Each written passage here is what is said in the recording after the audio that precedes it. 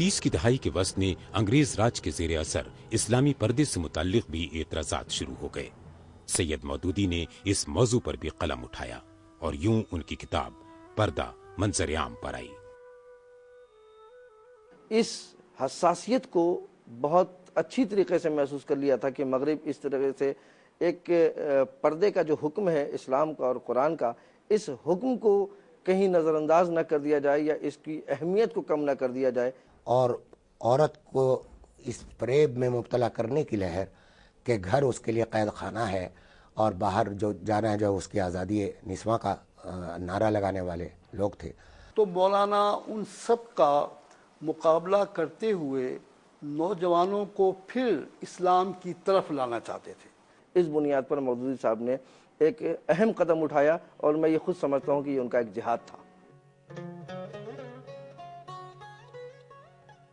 1938 में जमीयत उलमाए हिंद और कई उलमाए कराम ने कांग्रेस के मुत्तहदा कौमियत के नजरिए की हिमायत की, जबकि सैयद मौदूदी का मौक़िफ़ था कि मुत्तहदा कौमियत का तसव्वुर मुसलमानों की इज्तिमाई शनाख्त के खात्मे के मुतरादिफ है।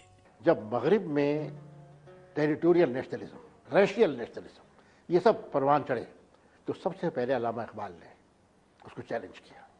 अल्लामा इकबाल भी बड़े तवील अरसे तक कौम परस्ती के खिलाफ और पैन इस्लामिज़म के हक़ में रहे और इसीलिए मौलाना मौदूदी से भी ताल्लुक़ इस्तवार हुआ था अल्लामा इकबाल का।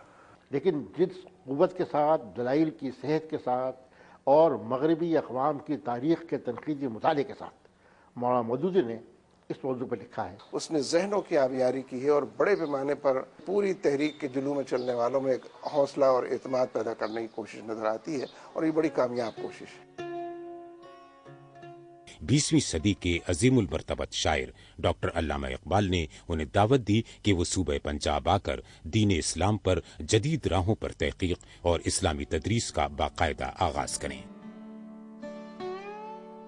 अल्लामा इकबाल ये चाहते थे कि जो इस्लामी फ़िक़्ह है उसकी तदवीन जदीद हो ताकि वो असरे हाज़र के तकाज़ों के मुताबिक नाफिज किया जा सके उसको। दूसरे लफ्ज़ों में समझें, इस्लाम की एक लेबॉर्ट्री हिंदुस्तान में देखना चाहते थे और उनका ख्याल ये था कि पंजाब इसके लिए सबसे मौजूं इलाका होगा। उस ज़माने में तकरीबन सारे जो भी उलमा थे वो हिंदुस्तान में थे, पंजाब उनसे महरूम था और इसी सबब इनको ख़ास तौर पर हिंदुस्तान से बुलवाया गया। और वो एक ख़ास तर्ज पर जो माशरा तश्कील देना चाहते थे उसकी इब्तिदा उन्होंने पठानकोट में रखी थी और दारुल-इस्लाम के नाम से उन्होंने बस्ती आबाद की थी। और इस तरह इस्लामी तहरीक और इस्लामी फ़िक्र इन दोनों मैदानों में उन्होंने उस मिशन को पूरा किया जो इकबाल का ख्वाब था।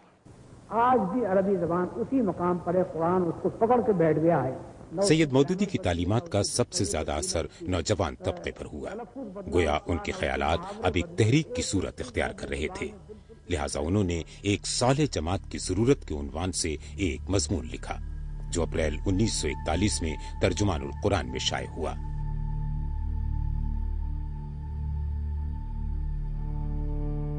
यूं 26 अगस्त 1941 को तकरीबन 75 अफराद के इज्तिमा में मौलाना मौदूदी ने जमात इस्लामी के क़याम का ऐलान किया। शुरका ने उन्हें इस तहरीक का बानी मुंतखब किया।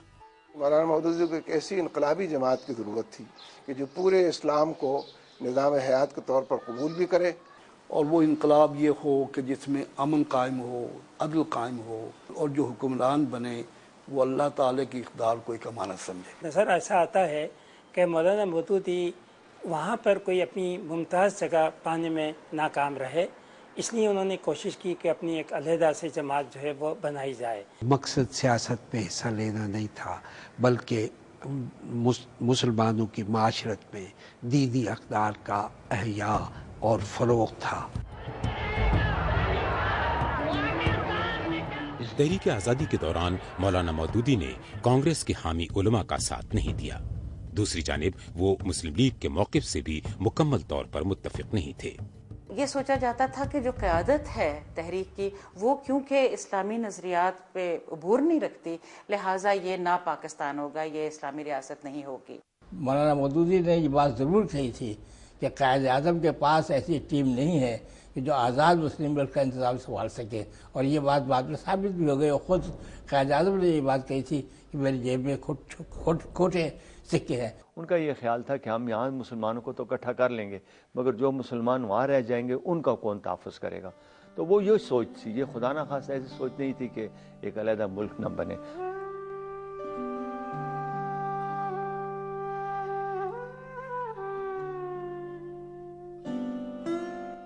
ہجرت بلا شبہ کسی بھی انسان کے لیے ایک کٹھن آزمائش ہوتی ہے، مگر پٹھان کوٹ سے لاہور ہجرت کرتے وقت مولانا نے بہت بہادری اور ذمہ داری سے حالات کا مقابلہ کیا۔ آگ اور خون کی اس جنگ میں پٹھان کوٹ چھوڑنے والے وہ آخری مسلمان تھے۔ چاروں طرف سے ہندوؤں اور سکھوں نے گھیر رکھا تھا اس بستی کو، صرف ایک بندوق تھی اور ہمارے والد کے پاس تھی، اور وہ اس کو لے کے وہ رات کو پہرا دیتے تھے۔ تو ہماری والدہ بتاتی ہیں کہ کھانا پکا ہوا چولہے پہ رکھا ہوا تھا، وہ بھی اٹھانے کی اجازت نہیں ملی اور آ کے اور ٹرکوں میں بیٹھ گئے۔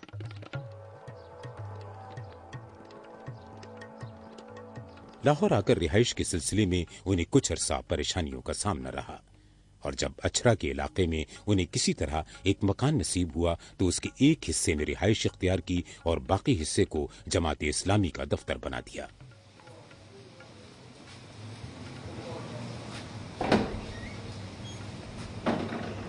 یہاں پہ بیٹھے بات کریں، یہاں پہ ہمارے والد روز عصر کے بعد باہر بیٹھا کرتے تھے، اور ان کا مقصد یہی ہوتا تھا کہ لوگ آئیں، جو بھی میرے سے ملنا چاہتا ہے آئے اور ملے، بات کرے، کیونکہ جو ان کا لکھنے پڑھنے کا ٹائم تھا وہ ڈسٹرب نہ ہو۔ رات بھر نیند لینے کی بجائے وہ تحقیق و تصانیف میں مشغول رہتے۔ اتنا کام انہوں نے کیا، علمی کام کیا، وہ ایک عام آدمی کے بس کا کام نہیں ہے۔ مثلا ان کے آپ کے کام کو اگر آپ ان کی زندگی میں پھیلائیں، ان کے پیدا ہونے سے لے کے مرنے تک، تو 4 فل اسکیپ پیج انہوں نے ڈیلی لکھے ہیں۔ اب اتنا لکھنا کوئی ممکن ہے؟ کہا جاتا ہے کہ مولانا کی مصروفیت کا یہ حال تھا کہ انہیں گھر سے متعلق بہت سی باتوں کا نسبتاً دیر سے علم ہوا کرتا تھا۔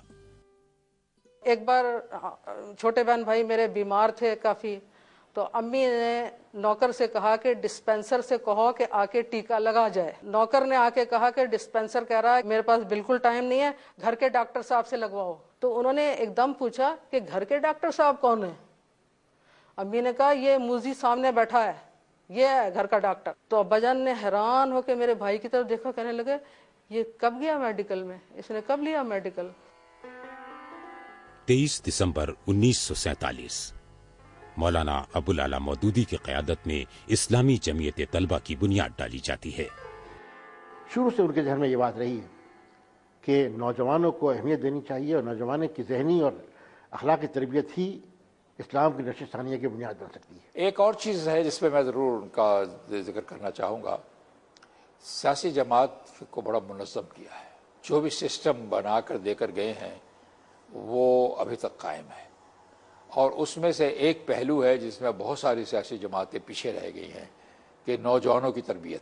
میں یہ سمجھتا ہوں کہ پاکستان اور پاکستان کے نوجوانوں کے سامنے خصوصی چیلنج جو موجود ہے، جو ایک نوجوان کو اس کے دین سے، اس کی بنیادوں سے دور کر کے بے ہنگمی، لاابالی پن اور غیر سنجیدگی کی طرف لے جا رہا ہے۔ اس کے لیے آج سے کئی برسوں قبل مولانا مودودی نے اپنا فکری لٹریچر نوجوانوں کی رہنمائی کے لیے ایک صدقہ جاریہ چھوڑا ہے۔